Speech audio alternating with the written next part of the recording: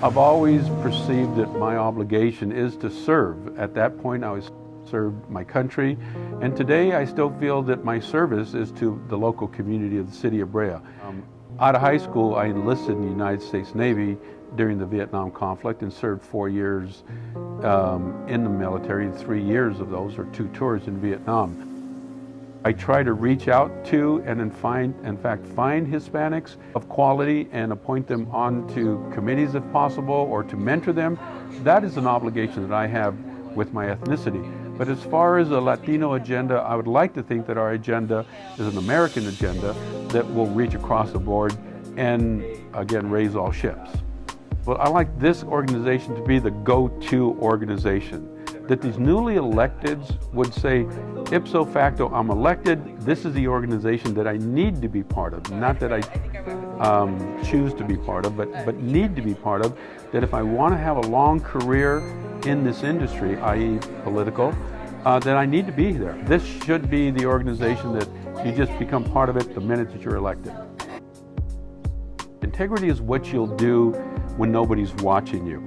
If people don't trust you, your cohorts, other electeds, or your constituency, you have nothing at all. Sometimes you can legally do things that have a perception of being unethical.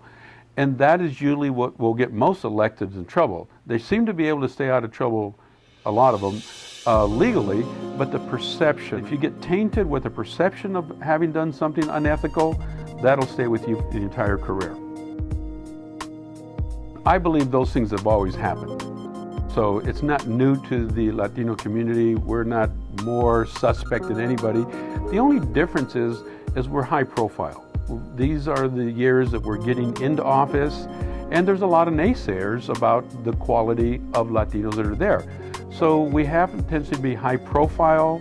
The things that we do will hit the papers a lot faster. So we have a greater obligation that we don't only represent ourselves as the elected officials, but we're representing an entire community of elected officials. So we have to be very vigilant and actually hold ourselves to a higher standard, I believe, in the way we purport ourselves in the community and how we go about making decisions. I am a Republican. I'm 66 years old, and I always have been a Republican. I feel that the Democratic Party has had what they perceive as a lock on the Latino vote, and so we have a tendency to give the votes to the Democratic Party.